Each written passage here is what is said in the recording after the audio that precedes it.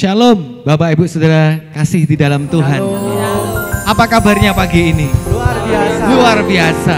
Kami tidak akan pernah berhenti itu Bapak Ibu untuk mengingatkan kepada kita semua agar jangan berhenti berharap kepada Tuhan Yesus. Amin. Amin. Karena di dalam pengharapan kita Tuhan sediakan kemenangan. Amin. Amin. Di dalam pengharapan kita Tuhan sediakan kesembuhan. Amin. Di dalam pengharapan kita kepada Tuhan Yesus Tuhan sediakan apa yang menjadi keperluan kita. Amin. Di dalam pengharapan kita kepada Tuhan Yesus Tuhan mengerti setiap kebutuhan kita. Amin. Amin. Dan pagi ini saya ajak kita semua untuk jangan hilang sukacita kita di hadapan Tuhan. Amin.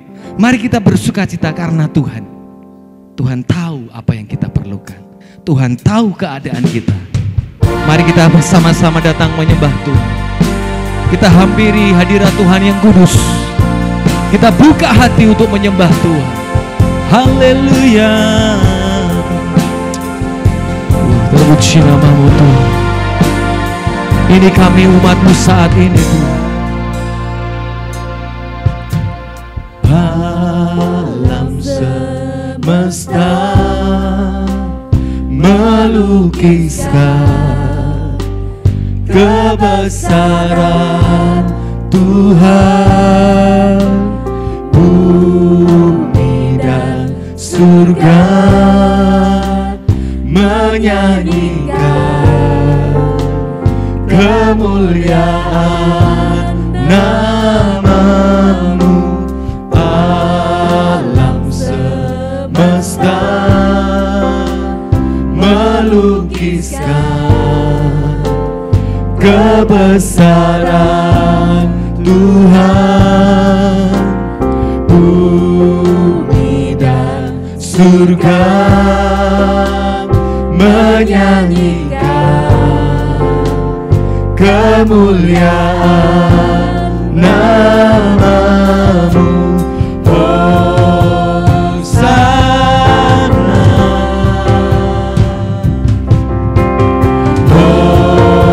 Hosana,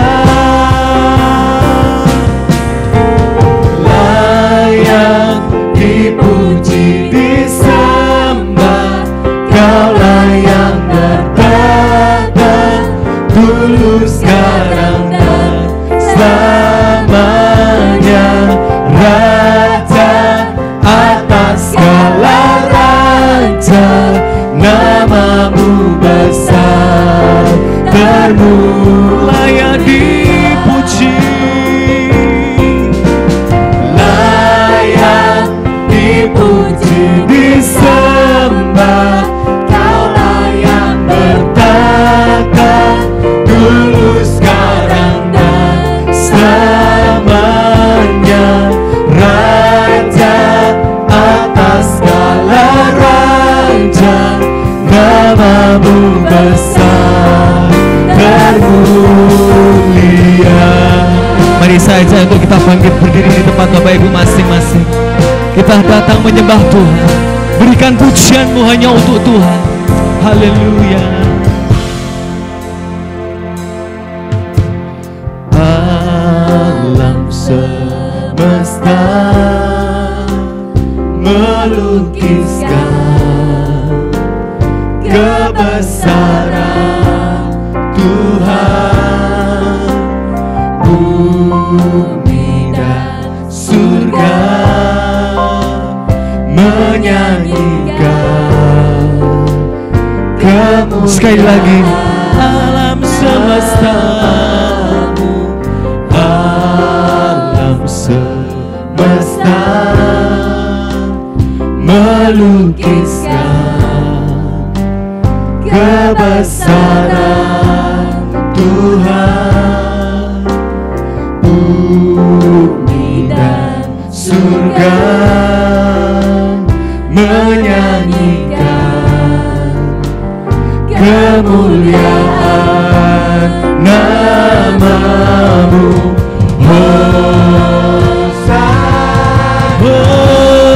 Hosana, Hosana, layak dipuji dipuji, disembah, Kaulah yang bertata, dulu, sekarang, dan selamanya. Raja atas segala raja, namamu besar termulia.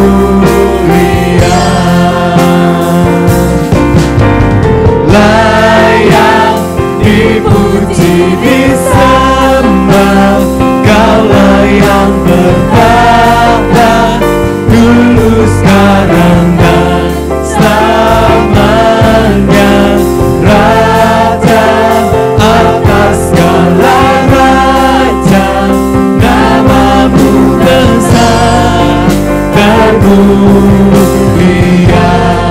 Biarlah namamu Tuhan yang layak dipuji, disembah.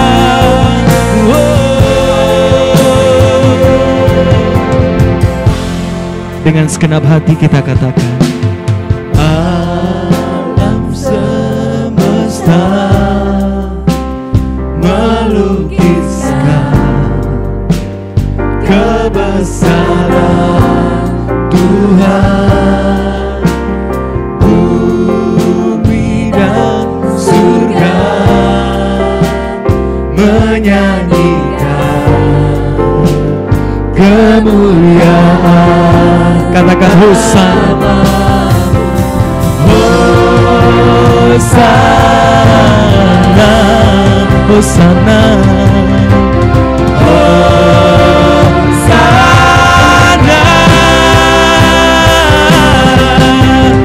Layak dipuji, Amin. disembah, Engkau layak dipuji Tuhan, Engkau layak disembah ya Tuhan. dulu, sekarang, dan selamanya. Raja atas segala raja, namamu besar termulia.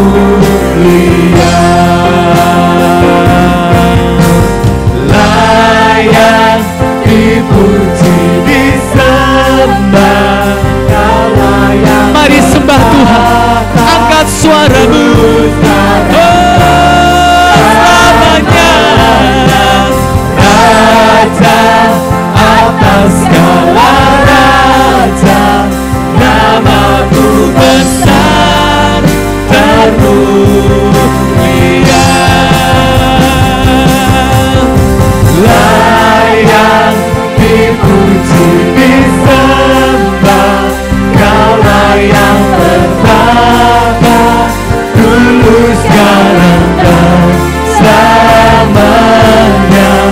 Raja atas segala raja, namamu besar termulia.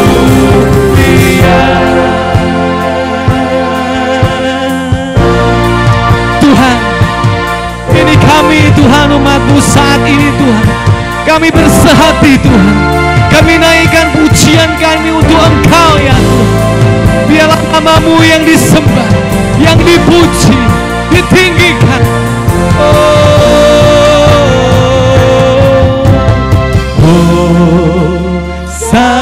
Hosana, Hosana, Hosana,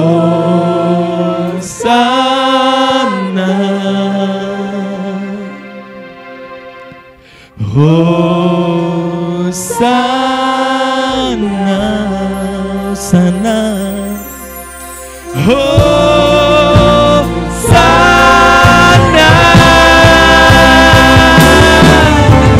Layak dipuji, disembah, Kaulah yang bertata, dulu, sekarang, dan selamanya.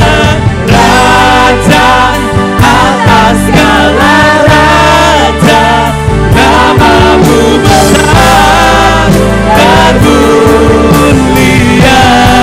Oh haleluya. Layak dipuji,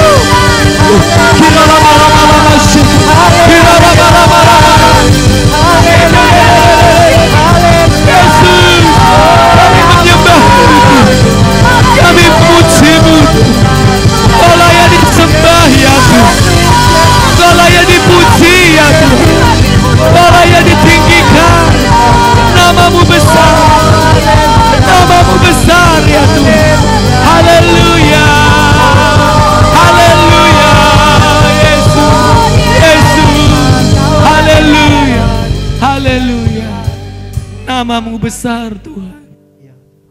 Biarlah nama-Mu Tuhan yang layak dipuji, yang layak ditinggikan. Karena kami tahu Tuhan, hanya di dalam nama-Mu, nama Tuhan Yesus, kami akan baik-baik saja Tuhan. Karena kami tahu Tuhan, dunia sedang tidak baik, tetapi karena kami akan baik-baik saja, karena kami ada di dalam tangan-Mu Tuhan. Terima kasih Tuhan, terima kasih. Biarlah iman dan pengharapan kami Tuhan akan kami makin tautkan di bawah kaki-Mu ya Tuhan. Kami ingin belajar lebih lagi Tuhan untuk menguatkan iman kami Tuhan. Di tengah situasi yang sulit saat ini Tuhan. Biarlah kuasa-Mu sendiri Tuhan yang turun atas jemaat-Mu. Biarlah kasih-Mu sendiri Tuhan yang memelihara kehidupan umat-Mu Tuhan. Terima kasih Tuhan, terima kasih. Dan terlebih Tuhan, kami mau belajar satu hal Tuhan. Kami tidak mau kehilangan sukacita Tuhan. Karena kami tidak ingin kehilangan sukacita. Karena kami tahu Tuhan, kalau kami bersukacita di dalam Engkau, kami akan kuat. Kalau kami bersukacita di dalam Engkau, kami mendapatkan kekuatan baru ya Tuhan. Terima kasih Tuhan, terima kasih. Limpahi kami dengan kasih-Mu ya Tuhan. Limpahi kami dengan hadirat-Mu Tuhan saat ini. Sikera lama-lama. Sikera lama-lama. Sikera lama-lama. Haleluya. Oh, haleluya. Haleluya. Biarlah hadirat-Mu Tuhan memenuhi kami saat ini Tuhan. Memenuhi roh dan hati kami Tuhan. Untuk kami makin memandang janji-janji-Mu Tuhan. Terima kasih Tuhan. Saat ini kami mau satukan hati untuk memuji memuliakan nama-Mu pada kesempatan yang indah ini Tuhan. Dan biarlah pujian kami, pujian jemaat-Mu saat ini Tuhan, kiranya berkenan di hadapan-Mu dan menyukakan hati-Mu Tuhan. Kami mau belajar bersyukur apapun yang menjadi keadaan kami. Terima kasih Tuhan. Hanya di dalam nama Tuhan Yesus Kristus. Mari Bapak Ibu, saya ajak kita bersukacita dan katakan bersama-sama dengan kami. Amin. Haleluya. Haleluya. Terpuji nama-Mu Tuhan. Mari kita bersukacita karena di dalam Tuhan kita menemukan sukacita yang sesungguhnya. Amin.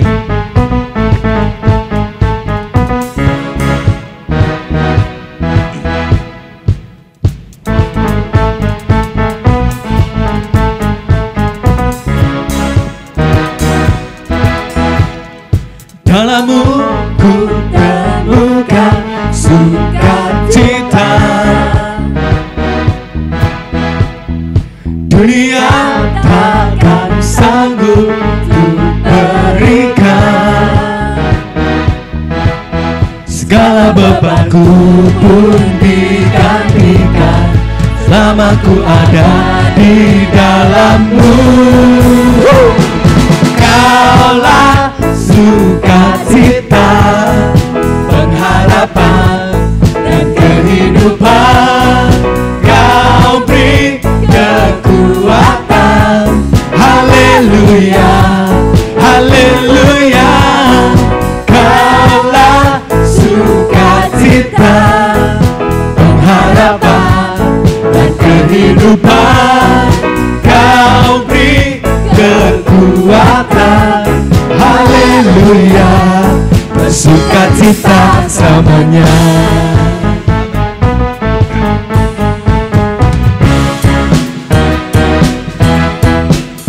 Kau ada mendampingi setiap langkahku. Ya beri kekuatan. Berikan kekuatan dengan Roh-Mu. Janji-Mu yang telah menuliskan punya rancangan yang indah. Kaulah sukacita, pengharapan dan kehidupan. Kau beri kekuatan. Haleluya,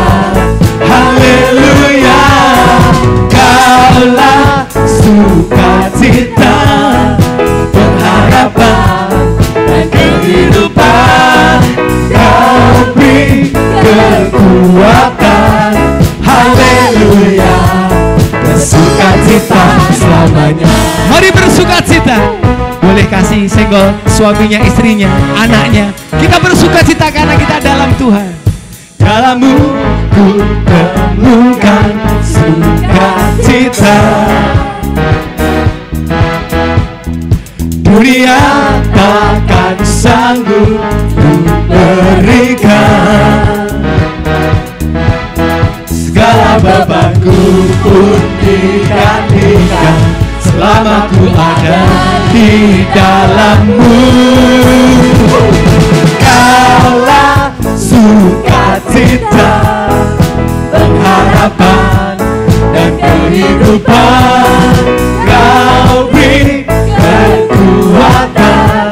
Haleluya, haleluya. Kaulah sukacita, pengharapan dan kehidupan. Kau beri kekuatan.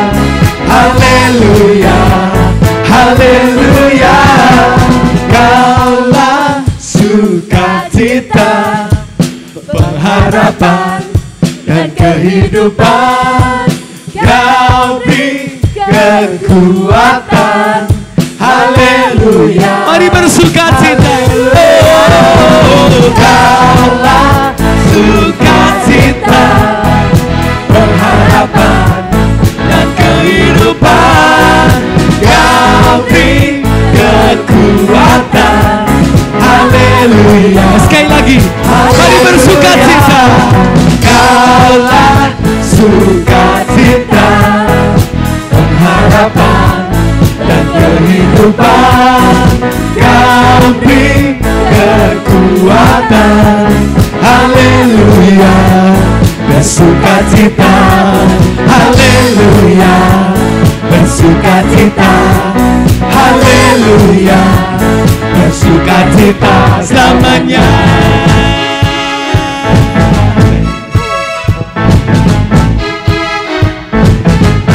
Mari kita bersukacita. Haleluya.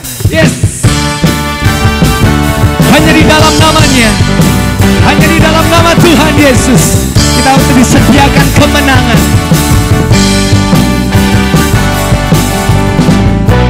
Firman terangi jalanku, perisai iman di setiap waktu. Lindungiku dari segala, tak pernah ku ragu karena Dia bersamaku.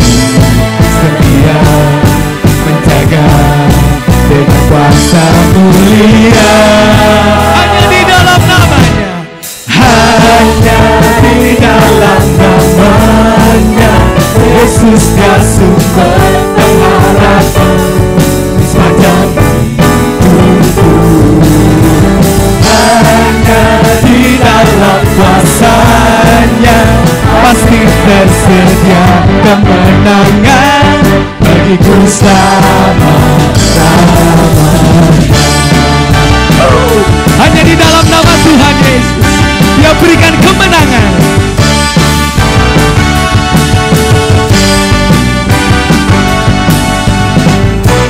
Kebenaran yang bebaskan selalu berikanku kekuatan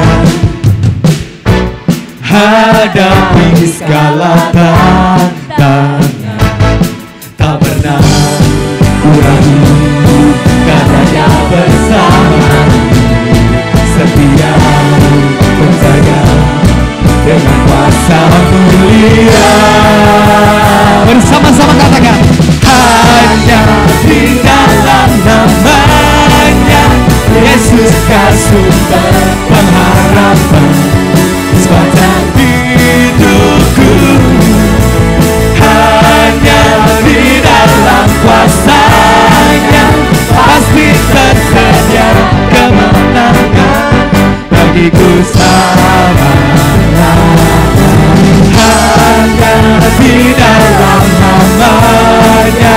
Yesus Dia sumber pengharapan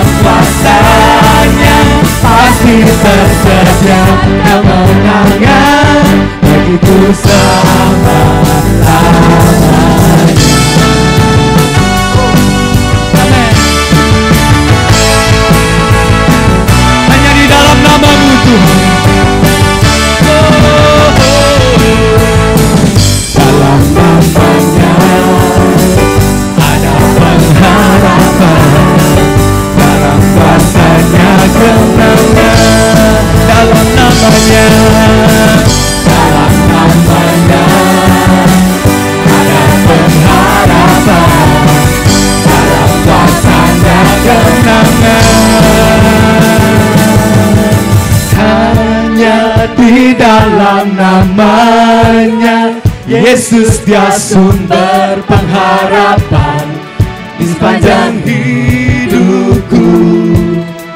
Hanya di dalam kuasa-Nya pasti tersedia kemenangan bagiku selamanya. Hanya di Yesus Kristus sumber pengharapan kami ya Tuhan sepanjang hidupku. Hanya di dalam kuasa-Nya pasti tersedia kemenangan bagiku selamanya. Sekali lagi, hanya di dalam nama-Nya. Hanya di dalam nama-Nya Yesus dan sumber pengharapan di sepanjang hidupku. Hanya di dalam kuasa-Nya pasti tersedia kemenangan bagiku selama-lamanya. Amin. Terima kasih Tuhan. Bersama-sama katakan, dalam nama-Nya ada pengharapan, dalam kuasa-Nya. sekali lagi, dalam nama-Nya. Dalam nama-Nya ada pengharapan, dalam kuasa-Nya kemenangan.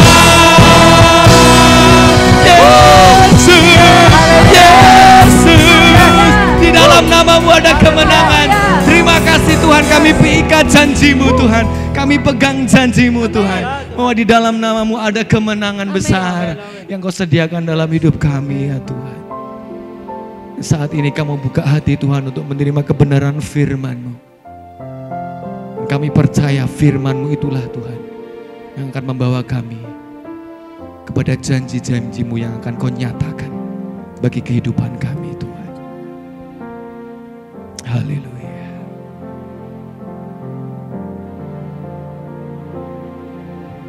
Hanya Kau Tuhan penolongku,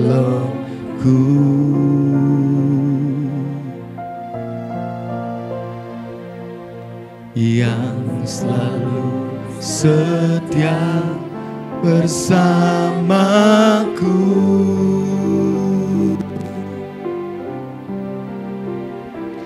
Kasih-Mu yang sanggup mengubah kehidupanku.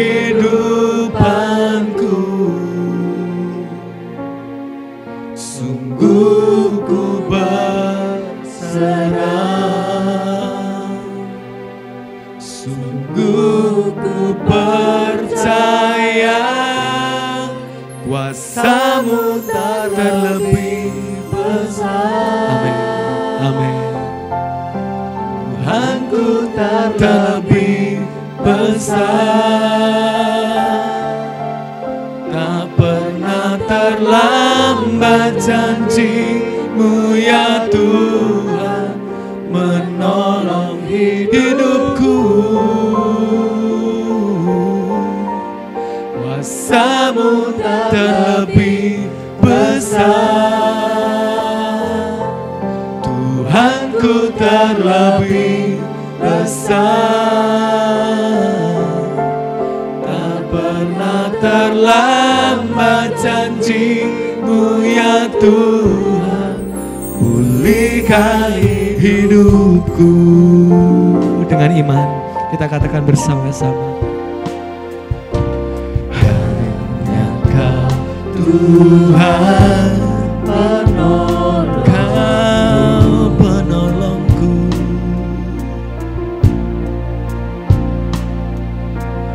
yang selalu setia bersamaku.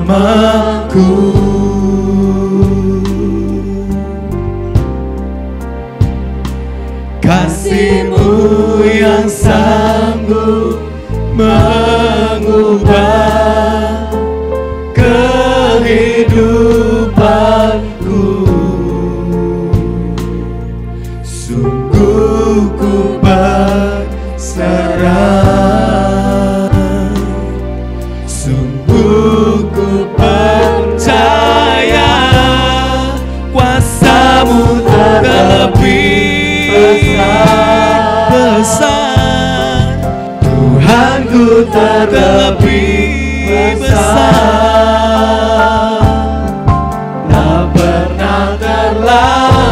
janji-Mu ya Tuhan. Kau tidak pernah terlambat Tuhan Menolong hidup. untuk menolong setiap kami Tuhan. Oh kuasa-Mu, Kuasa-Mu terlebih besar. Tuhanku terlebih besar. Tak pernah terlambat janji-Mu ya Tuhan. Pulihkan hidupku. Ku percaya. Mari angkat tanganmu di hadapan Tuhan. Tanda kita percaya kepada Tuhan. Kau bekerja mendatangkan kebaikan di hidupku. Tuhan kami percaya. Ku percaya. Sungguh Tuhan, ini yang menjadi doa dan iman kami Tuhan. Kami percaya Engkau sedang bekerja mendatangkan kebaikan, mendatangkan kebaikan, mendatangkan. Oh, angkat tanganmu di hadapan Tuhan. Katakan dengan iman. Haleluya. Oh, kuasa-Mu terlebih besar. Tuhanku terlebih besar. Tak pernah terlambat janji-Mu ya Tuhan. Menolong hidup. Amin. Oh, kuasa-Mu terbesar. Kuasa-Mu terlebih besar. Tuhanku terlebih besar. Tak pernah terlambat, Tak pernah terlambat. ya Tuhan. Tak pernah terlambat janji. Tak pernah terlambat. Tak pernah terlambat janji-Mu ya Tuhan. Dengan iman kita katakan, Pulihkan hidup. beri tepuk tangan dan kemuliaan untuk Tuhan kita. Yes, Tuhan tidak pernah terlambat. Tuhan tidak pernah lupa. Tuhan setia akan janjinya dalam hidup kita. Terima kasih Tuhan. Kami siap terima firman-Mu di dalam nama Tuhan Yesus. Haleluya. Amin. Haleluya, shalom saudara yang kasih Tuhan dimanapun Anda berada. Kita bersyukur Tuhan masih beri kita kesempatan sekali lagi untuk dapat beribadah bersama-sama meskipun masih secara online. Nah sebentar kita akan dengar firman Tuhan, tapi sebelumnya mari saya ajak kita bersama-sama satukan hati di dalam doa. Terima kasih Tuhan yang baik, kami sungguh bersyukur, kami sungguh berterima kasih atas segala kebaikan yang boleh terus kami nikmati dalam hidup kami. Kami percaya kuasa-Mu tidak pernah berubah. Tuhan kami adalah Tuhan yang maha kuasa, yang maha hebat, tak tertandingi dan tak terkalahkan Tuhan. Kami sungguh bersyukur dan kami menaikkan pujian syukur kami di hadapan-Mu. Sebentar kami mau terima berkat firman-Mu ya Tuhan. Kami berdoa biar Engkau mengurapi setiap kami dengan urapan yang baru. Berkati kami dengan tanah hati yang baik sehingga firman-Mu boleh tertanam, bertumbuh dan berbuah hingga 100 kali ganda. Dan kami juga berdoa Tuhan tolong hamba-Mu ini agar dapat menyampaikan pesan-Mu tepat seperti apa yang Engkau inginkan. Dan biarlah firman-Mu boleh menjadi rema buat kami semua. Kami serahkan semuanya di dalam nama Tuhan Yesus Kristus. Haleluya. Amin. Haleluya. Sekali lagi shalom saudara kasih Tuhan. Kita bersyukur Tuhan baik dalam hidup kita. Nah, saudara kasih Tuhan, dalam hidup kita ini ya dipenuhi dengan yang namanya pilihan-pilihan. Semenjak Anda dan saya buka mata di pagi hari, bangun tidur, sampai kita tidur lagi, sampai kita bangun lagi, ya tidak lepas dari yang namanya pilihan demi pilihan, saudara. Ya, pilihan demi pilihan dalam hidup kita.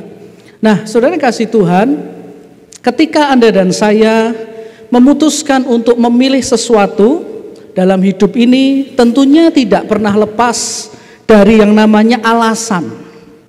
Alasan mengapa kita memilih sesuatu itu dalam hidup kita. Misalnya tadi pagi, kalau kita memilih bangun pagi, tentu ada alasannya. Mungkin alasannya ya kan harus kerja, ya, atau ya memang nggak bisa tidur lagi, jadi ya sudah pagi-pagi sudah bangun gitu. Atau sebaliknya, kalau tadi pagi kita memilih bangun siang, saudara, tentu juga ada alasannya. Mungkin alasannya ya gimana ya Pak, saya ini kan kaum bangsawan, bangsane sing tangine awan-awan gitu ya. Atau kalau zaman sekarang istilahnya itu, saya ini termasuk kaum rebahan Pak ya. Jadi nggak bisa bangun pagi, bangunnya siang ya. Jadi ada alasannya, saudara. Nah, misalnya juga ketika kita melayani Tuhan seperti tadi sebagai pemuji, pemusik, worship leader, pemain musik juga ada pilihan-pilihan yang tentu didasari dengan alasan. Misalnya kalau Anda lihat tadi singer-singernya, bajunya warna-warni, saudara. Ada yang merah cerah, ada yang merah marun, ada yang hijau, saudara, ada yang hitam.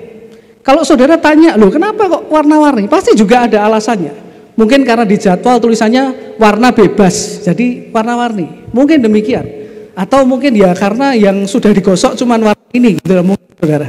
Ya mungkin. Jadi tentu saja ada alasannya kenapa memilih baju tersebut. Kalau Anda tanya tadi pada Pak Daniel yang jadi WL, kenapa Pak Daniel kok pilih lagu-lagu itu? Pasti juga ada alasannya. Oh, karena lagu-lagu tadi menjadi rema dalam hidup saya. Atau apa, saudara? Tapi yang jelas pilihan itu selalu ada dasar alasannya, saudara. Di balik setiap pilihan selalu ada alasan yang kita miliki kenapa kita memilih. Nah, saudara kasih Tuhan, hari ini saya mau ajak kita melihat beberapa alasan. Beberapa alasan ini adalah alasan yang sebaiknya kita hindari dalam hidup kita supaya kita tidak membuat pilihan-pilihan yang keliru yang pada akhirnya akan merugikan hidup kita sebagai anak-anak Tuhan. Karena tadi di balik setiap pilihan selalu ada alasan. Jadi kita mau belajar ada beberapa alasan yang sebaiknya kita hindari, saudara. Jangan dipelihara supaya dalam hidup kita sebagai anak Tuhan kita tidak membuat pilihan-pilihan yang salah yang akhirnya akan merugikan hidup kita sebagai anak Tuhan. Alasan yang pertama yang sebaiknya kita hindari adalah, mari kita lebih dahulu membuka Alkitab kita di dalam Roma pasal yang ke-12 ayat yang kedua. Roma 12 ayat yang kedua. Firman Tuhan di sana mengatakan, janganlah kamu menjadi serupa dengan dunia ini, tetapi berubahlah oleh pembaharuan budimu, sehingga kamu dapat membedakan manakah kehendak Allah, apa yang baik, yang berkenan kepada Allah, dan yang sempurna. Saudara kasih Tuhan, alasan pertama yang sebaiknya kita hindari adalah alasan untuk tidak berubah menjadi pribadi yang lebih baik di hadapan Tuhan. Ini alasan yang harus kita hindari, saudara. Alasan-alasan untuk tidak berubah menjadi pribadi yang lebih baik di dalam Tuhan. Ada orang-orang yang senang memberi alasan sehingga mereka tidak perlu berubah menjadi pribadi yang lebih baik di hadapan Tuhan. Misalnya mereka beralasan, ya saya memang begini orangnya, kamu suka ya sudah, kalau nggak suka ya nggak usah dekat-dekat saya. Ya pokoknya jangan minta saya untuk berubah. Nah, saudara kasih Tuhan, jika yang tidak berubah itu adalah sikap yang baik, perilaku yang baik, atau pikiran yang baik, yang benar, sesuai dengan firman Tuhan, tentu tidak jadi masalah. Tetapi jika yang tidak berubah itu adalah sikap, perilaku, atau pikiran kita yang kadang jadi batu sandungan buat orang lain, yang kadang merugikan orang lain, kadang juga menyebalkan orang lain, tentu saja akan lebih baik jika kita mau berubah sesuai dengan apa yang firman Tuhan katakan tadi, saudara. Apalagi kalau Anda dan saya mengaku sebagai orang-orang yang takut akan Tuhan dan cinta kepada Tuhan. Misalnya apa? Misalnya sikap suka ngaret, saudara. Ya, punya sikap suka terlambat. Nah, ini kan nggak baik. Ya, alangkah lebih baiknya kita berubah jadi orang yang lebih tepat waktu. Lalu apa yang mungkin yang perlu kita rubah dalam hidup kita? Kalau kita suka ngomong dan menyakiti orang lain, saudara, suka ngomong yang menyakiti orang lain, suka istilahnya itu nyinyir sama orang lain, atau nyindir orang lain, saudara.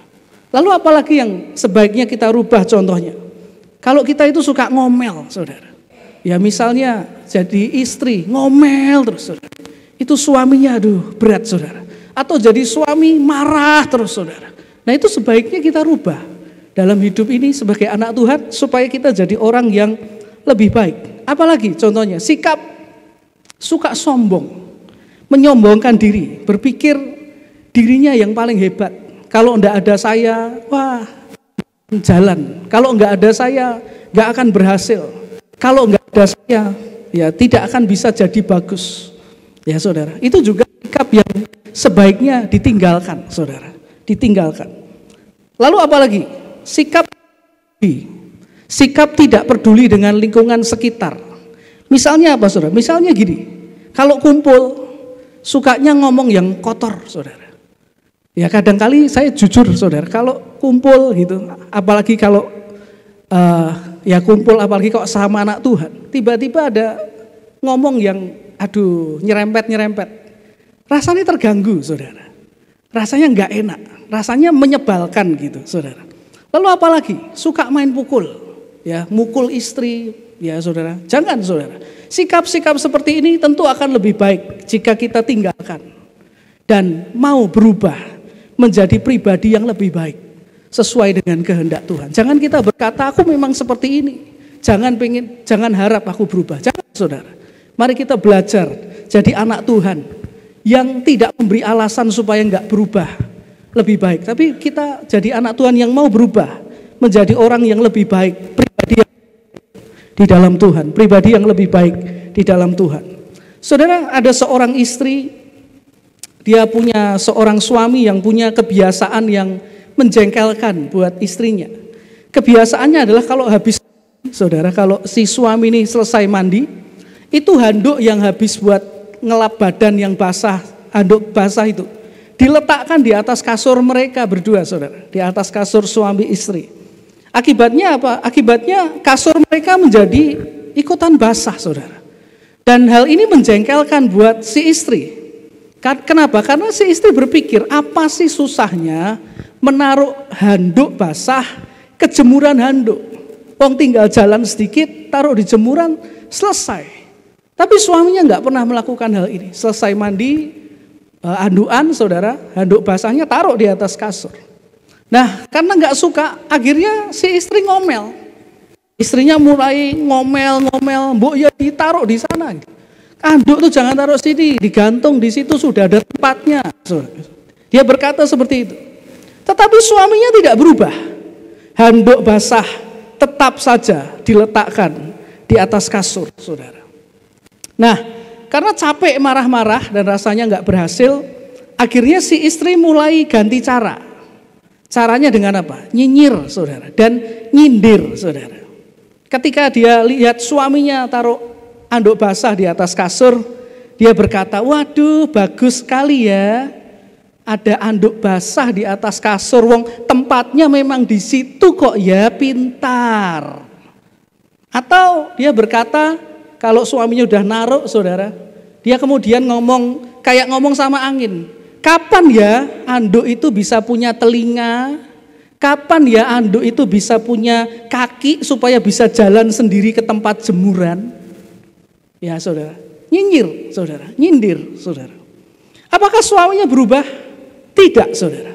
Bahkan akhirnya si suami jadi sebel sama istrinya dan tidak jarang gara-gara handuk basah itu mereka bertengkar, ya ribut, saudara.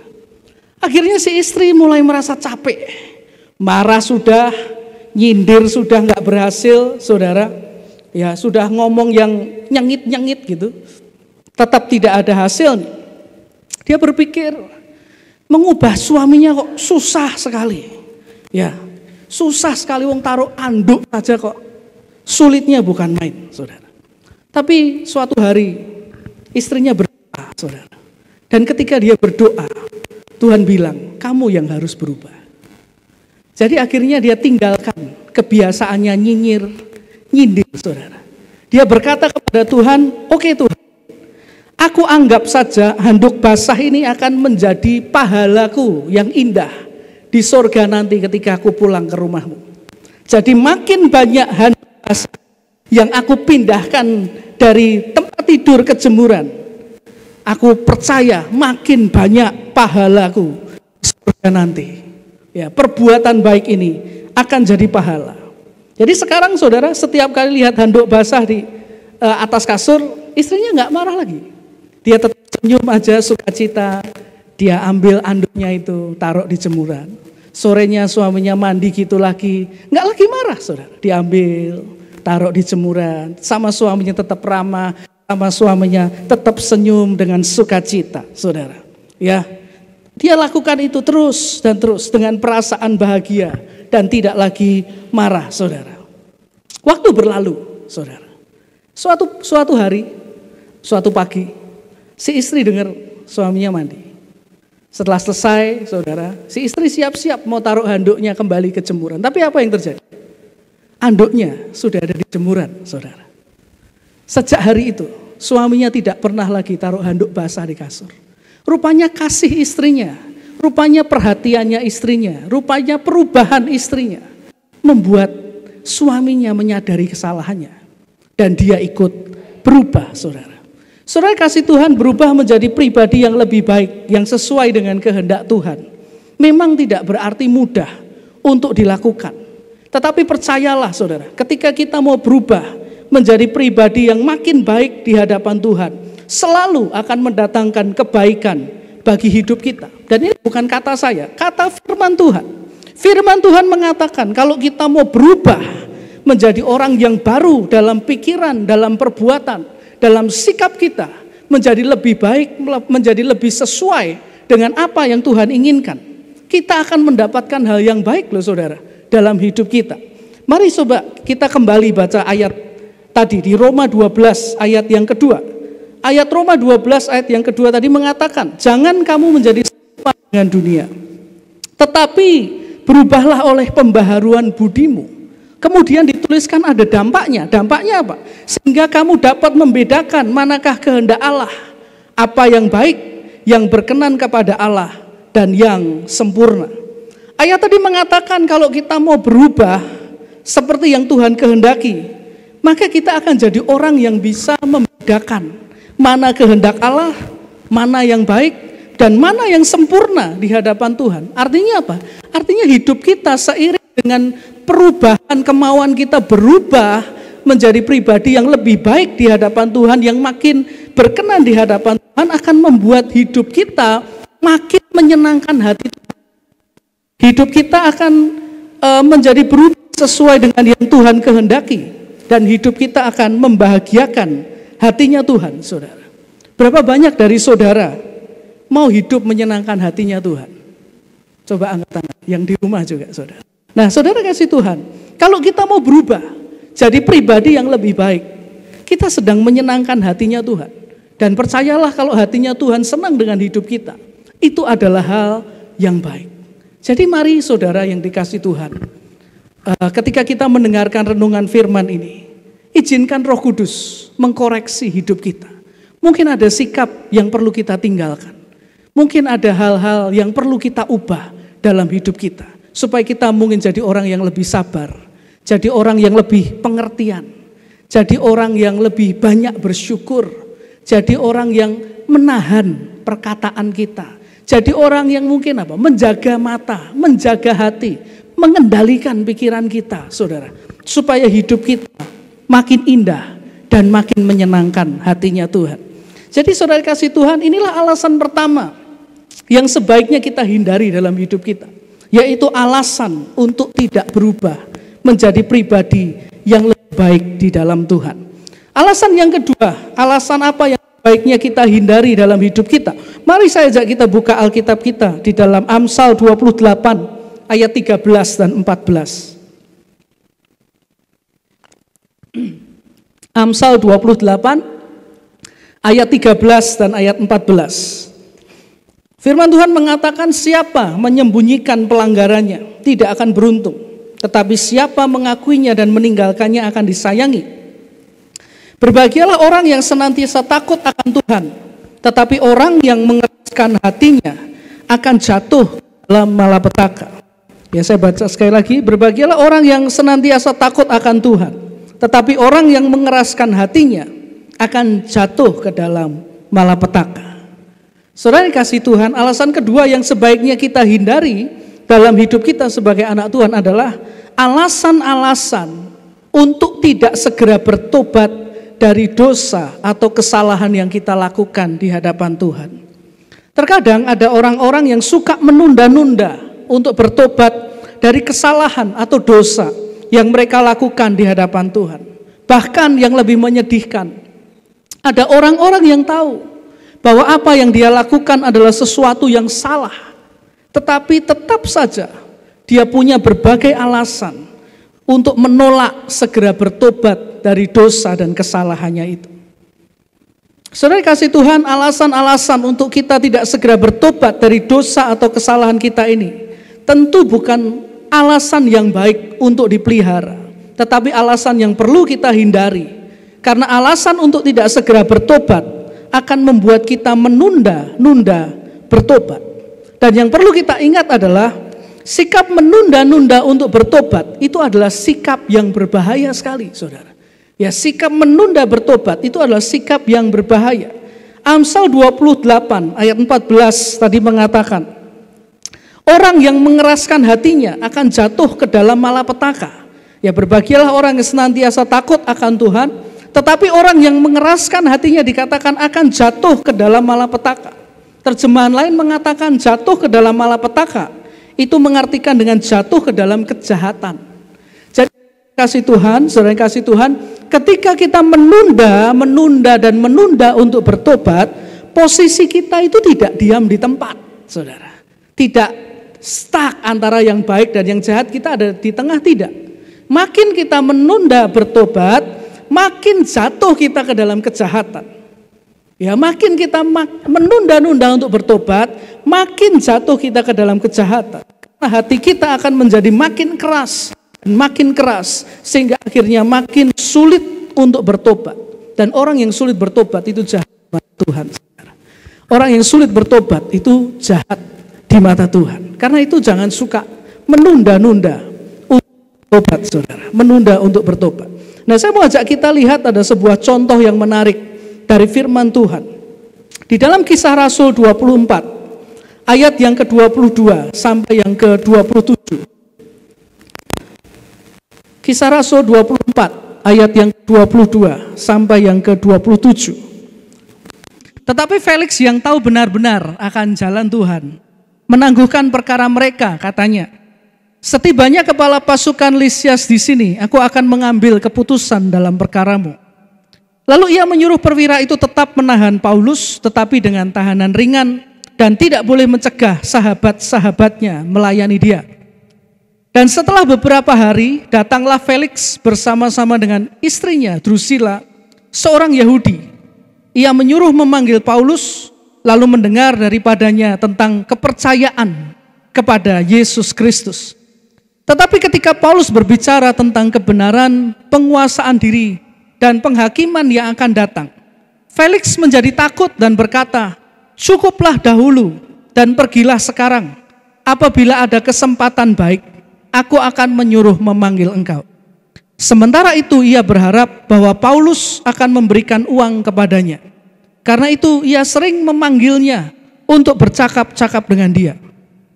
Tetapi sesudah genap 2 tahun, Felix digantikan oleh Perkius Festus.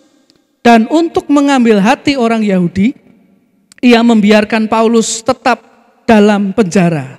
Nah, saudara kasih Tuhan, kisah ini menceritakan ada seorang yang namanya Felix. Siapa Felix ini, saudara? Felix ini adalah gubernur Romawi atas wilayah Yudea, saudara. Ya, Felix adalah gubernur Romawi atas wilayah Yudea. Dan kalau kita baca di dalam ayat-ayat firman Tuhan tadi, dikatakan bahwa Felix, gubernur Romawi ini adalah orang yang tahu benar-benar akan jalan Tuhan. Terjemahan lain mengatakan bahwa dia banyak tahu tentang ajaran Tuhan Yesus. Jadi dia bukan orang yang tidak tahu apa-apa tentang pengajaran Tuhan Yesus. Dia tahu, saudara, banyak tahu, banyak dengar tentang ajaran Tuhan Yesus. Dan kalau Anda baca tadi, dia memanggil Paulus untuk bercakap-cakap. Bercakap-cakap tentang apa? Ngobrol santai, ngalor ngidul? Tidak, saudara. Alkitab mengatakan ia memanggil Paulus. Tujuannya adalah mendengar tentang kepercayaan kepada Tuhan Yesus. Ayat 24, ia menyuruh memanggil Paulus, lalu mendengar daripadanya tentang kepercayaan kepada Yesus Kristus. Kepercayaan kepada Tuhan Yesus. Ini apa? Injil, saudara. Dia dengar Injil dari Rasul Paulus langsung, saudara. Rasul Paulus menginjil, menyampaikan Injil kepada Gubernur Felix ini. Yang menarik, Bapak Ibu yang dikasihi Tuhan, kalau Anda perhatikan di ayat 25, coba Anda perhatikan. Tetapi ketika Paulus berbicara tentang kebenaran, penguasaan diri, penghakiman yang akan datang, Felix menjadi takut dan berkata, cukuplah dahulu dan pergilah sekarang, apabila ada kesempatan baik, aku akan menyuruh memanggil engkau. Dikatakan di ayat 25, ketika Paulus sedang bicara tentang kebenaran, penguasaan diri, penghakiman, Felix itu menjadi takut. Terjemahan lain mengatakan dia itu sampai gemetar, saudara. Jadi saudara bayangkan firman yang dia dengar dari Paulus, karena Paulus ini hamba Tuhan yang diurapi, dipakai Tuhan dengan luar biasa, itu tidak cuma dia dengar, itu sampai sudah menyentuh ke dalam jiwanya, sampai membuat jiwanya itu gemetar, ketakutan. Saudara. Jadi ini orang yang sering bercakap-cakap dengan Paulus. Alkitab mengatakan bahkan setelah itu dia sering bercakap-cakap dengan Paulus soal kebenaran di dalam Tuhan. Coba saudara bayangkan, ada orang ketemu dengan rasul yang luar biasa, Rasul Paulus, diinjili, sering ngobrol, saudara, dia sampai merasakan getaran firman Tuhan itu membuat jiwanya bergetar. Pertanyaan saya adalah, Felix bertobat atau tidak? Ternyata jawabannya, tidak, saudara. Ini sudah diinjili oleh Rasul Paulus loh, saudara.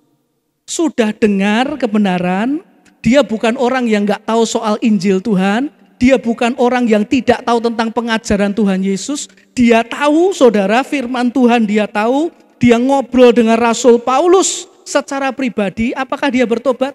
Tidak, saudara. Alkitab mencatat 2 tahun kemudian posisinya digantikan oleh yang namanya Perkius Festus. Dan dia tetap tidak jadi orang yang percaya kepada Tuhan. Dia nggak bertobat, saudara. Kalau ditanya, apa alasannya? Kenapa orang yang sudah ketemu Rasul Paulus, diinjili secara pribadi, tidak bertobat? Alasannya di ayat yang ke-25. Menunggu kesempatan baik untuk bertobat. Dan kesempatan itu tidak pernah datang, saudara. Hari ini, Gubernur Felix sedang menderita di neraka. Bukan karena dia ingin ada di sana, bukan karena dia tidak tahu tentang Injil, kebenaran, keselamatan Tuhan Yesus, bukan karena tidak ada yang menginjil, karena dia diinjili sendiri oleh Rasul Paulus, tetapi dia masuk neraka karena dia memelihara alasan yang membuatnya menunda bertobat. Saudara kasih Tuhan, bagaimana dengan kita? Apakah kita juga termasuk orang seperti Felix, Gubernur Felix? Kita tahu tentang ajaran Tuhan Yesus, kita dengar firman setiap minggu, mungkin setiap hari kita juga baca firman. Bahkan terkadang ketika kita dengar firman, hati kita tersentuh, kita nangis, saudara. Hati kita bergetar, kita meneteskan air mata, tetapi tidak bertobat. Alasannya apa? Saya belum siap, Pak. Kenapa enggak bertobat? Saya masih suka dengan keadaan saya ini. Dosa itu enak, Pak. Kenapa enggak bertobat? Ya enggak sekarang. Tak pikir dulu. Saya pikir dulu, nanti ya kalau ada kesempatan baik aku bertobat. Kalau ditanya kenapa enggak bertobat? Ya ampun Pak, buat apa saya bertobat? Orang yang ke gereja itu, orang itu yang pelayanan, saya masih lebih baik Pak dari orang itu. Buat apa saya bertobat? Nah, saudara kasih Tuhan, banyak orang seperti ini. Memelihara alasan untuk tidak bertobat. Jadi saudara kasih Tuhan, alasan untuk tidak segera bertobat memang harus kita hindari dalam hidup kita. Terutama kalau Anda dan saya pengen masuk surga. Sekali lagi, alasan untuk tidak segera bertobat harus kita hindari. Terutama kalau kita ingin masuk surga. Siapa yang ingin masuk surga, saudara? Coba kalau ada kanan kirinya bilang saya mau masuk surga. Ya, saudara. Ya, mau masuk surga atau saudara? Ya, mau masuk surga. Saudara, saya ajak kita lihat ada satu perumpamaan yang menarik yang Tuhan Yesus katakan di dalam Alkitab kita. Mari kita lihat Matius 22 ayat 8 sampai 13. Matius 22 ayat yang ke-8 sampai ayat yang ke-13. Ini perumpamaan Tuhan Yesus yang bilang. Sesudah itu ia berkata kepada hamba-hambanya, perjamuan kawin telah tersedia tetapi orang-orang yang diundang tadi tidak layak untuk itu. Sebab itu pergilah ke persimpangan-persimpangan jalan dan undanglah setiap orang yang kamu jumpai di sana ke perjamuan kawin itu. Maka pergilah hamba-hamba itu dan mereka mengumpulkan semua orang yang dijumpainya di jalan-jalan. Orang-orang jahat dan orang-orang baik. Sehingga penuhlah ruangan perjamuan kawin itu dengan tamu. Ayat 11, ketika raja itu masuk untuk bertemu dengan tamu-tamu itu, ia melihat seorang yang tidak berpakaian pesta. Ia berkata kepadanya, hai saudara, bagaimana engkau masuk kemari dengan tidak mengenakan pakaian pesta? Tetapi orang itu diam saja. Lalu kata raja itu kepada hamba-hambanya, ikatlah kaki dan tangannya dan campakkanlah orang itu ke dalam kegelapan yang paling gelap.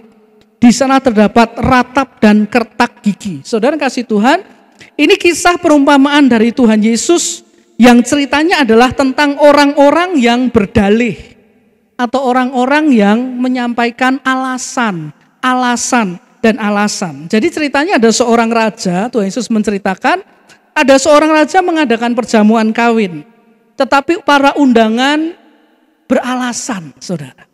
Maaf saya nggak bisa datang sedang membeli lembu, maaf saya baru menikah nggak bisa datang, maaf saya ada urusan tidak bisa datang ke perjamuan raja itu. Dikatakan raja itu menjadi marah lalu membunuh orang-orang itu yang menyampaikan banyak alasan. Setelah itu dia mengundang orang-orang di persimpangan jalan tadi, orang baik dan orang jahat untuk datang ke perjamuan kawin itu. Sehingga rumah itu pun penuh dengan orang. Lalu di akhir cerita, ada satu orang yang tidak pakai pakaian pesta, tetapi dikatakan diam saja ketika ditanyai alasannya dan akhirnya dia dicampakkan ke dalam neraka, saudara. Saudara kasih Tuhan, saya baca cerita ini berulang-ulang. Dan salah satu pertanyaan yang sering muncul ketika saya baca cerita ini adalah pada orang yang terakhir. Ketika orang ini ditanya, kenapa kamu tidak pakai pakaian pesta? Dikatakan orang ini tidak bisa menjawab. Saya berpikir loh, kenapa orang yang terakhir ini enggak jawab? Alasannya apa? Loh ya saudara, saudara datang ke sebuah pesta, tanpa pakaian pesta pasti ada alasannya, betul enggak saudara? Ya misalnya, kamu kenapa enggak pakai pakaian pesta? Maaf, pakaian pesta saya dipinjem sama tetangganya, tantenya, omnya, itu punya anak perempuan. Nah, anak perempuan tuh pinjem tetangganya, dipinjem lagi tetangganya, jadi pakaian pesta saya nggak ada. Atau kalau ditanya, kenapa nggak pakai pakaian pesta? Maaf, pakaian pesta saya kekecilan. Kalau saya pakai malah sobek, jadi saya nggak punya pakaian pesta. Kalau ditanya, kenapa nggak punya pakaian pesta? Maaf, saya orang nggak punya. Saya nggak punya uang untuk beli pakaian pesta. Selesai itu saudara. Ada alasannya. Tetapi orang ini enggak menjawab. Dia diam saja saudara. Nah berapa hari yang lalu saya doa saudara. Dan ada salah satu pengertian yang Tuhan jelaskan dari kisah orang-orang yang beralasan, yang berdalih.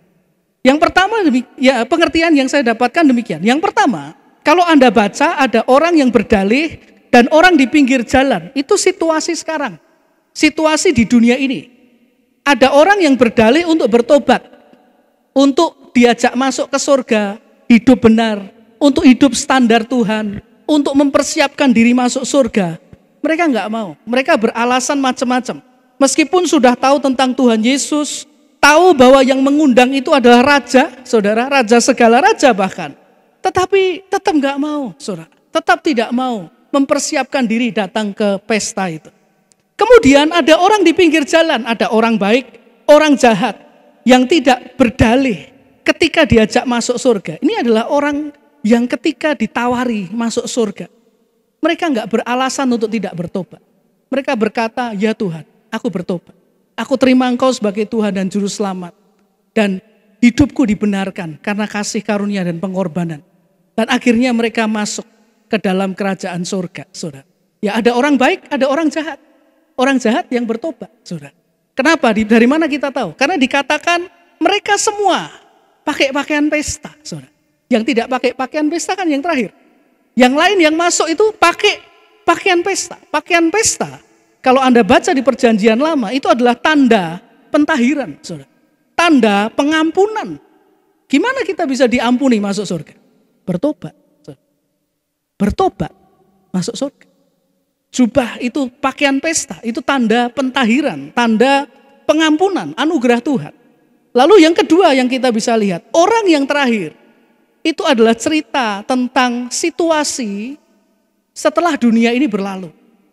Kita ketemu dengan raja. Dari mana kita tahu? Ayat 11 tadi dikatakan, raja ketemu dengan tamu-tamunya. Kita belum ketemu Tuhan sekarang, saudara. Ketemunya kapan? Nanti. Setelah dunia ini selesai, kita akan berhadapan. Kita ketemu dengan raja di atas segala raja tadi. Jadi ini situasinya nanti ketika kita ketemu dengan raja, segala raja. Lalu mengapa orang itu hanya bisa diam saja? Karena di saat itu nanti, di hadapan raja segala raja, semuanya terbuka dengan jelas. Jadi otomatis orang ini sudah tidak bisa beri alasan apapun untuk membela diri. Karena nyatanya dia memang tidak mempersiapkan diri untuk masuk ke dalam kerajaan surga. Dan itu artinya dia masuk neraka. Dia nggak pakai pakaian pesta. Dia menolak bertobat. Dia menolak untuk pakai pakaian pesta. Datang ke kerajaan surga. Saudara kasih Tuhan, ini perumpamaan yang Tuhan berikan. Dan biarlah perumpamaan ini mengingatkan kita. Kalau hari ini Tuhan ingatkan, ada dosa, ada kesalahan yang kita pelihara dan kita terus beri alasan supaya enggak bertobat. Saudara ingat baik-baik. Akan tiba waktunya nanti. Kita ketemu dengan raja di atas segala raja. Dan waktu itu terjadi, tidak ada lagi alasan yang kita bisa buat untuk membenarkan diri kita. Dan menyelamatkan kita dari api neraka. Karena itu saudara kasih Tuhan, waspada. Jangan beralasan apapun untuk menunda-nunda bertobat dari dosa dan kesalahan di hadapan Tuhan. Supaya kita jangan tertimpa malapetaka. Dan supaya kita siap masuk ke dalam kerajaan surga yang mulia. Jadi saudara kasih Tuhan, hari ini kita belajar dua alasan yang sebaiknya kita hindari dalam hidup kita sebagai anak Tuhan. Yang pertama adalah alasan untuk tidak berubah menjadi pribadi yang lebih baik di hadapan Tuhan. Dan kedua adalah alasan untuk tidak segera bertobat dari dosa dan kesalahan kita kepada Tuhan. Dan biarlah kita jadi anak-anak Tuhan yang punya alasan yang baik untuk hidup kudus, alasan yang baik untuk mempersiapkan diri masuk ke dalam kerajaan surga. Amin. Mari kita berdoa untuk firman Tuhan.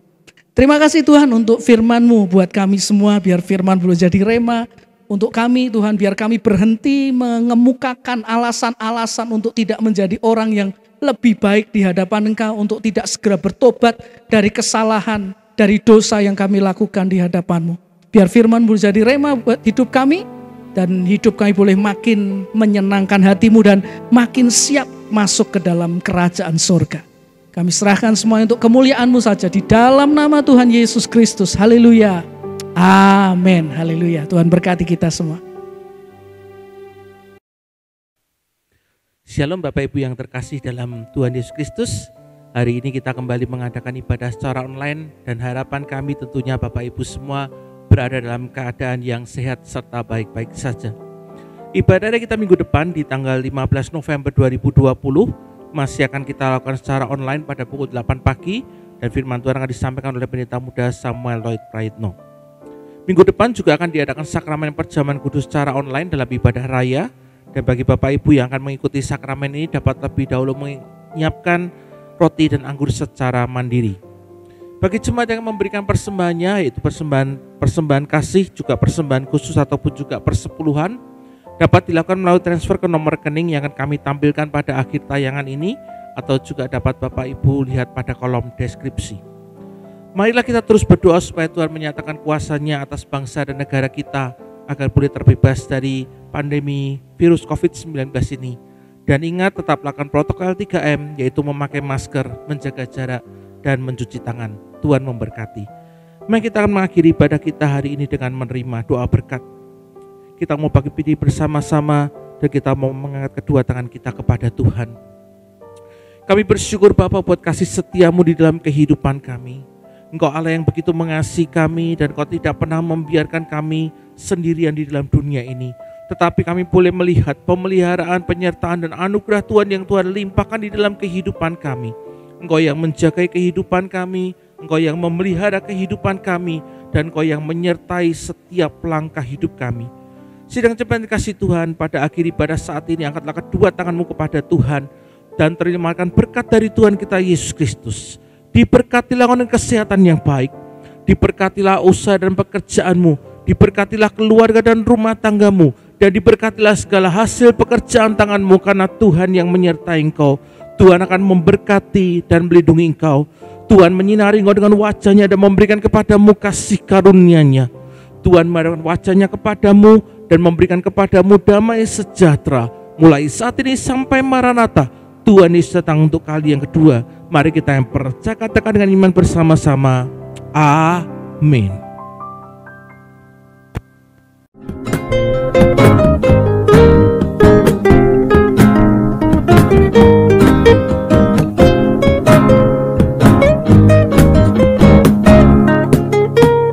Ku sadari hidupku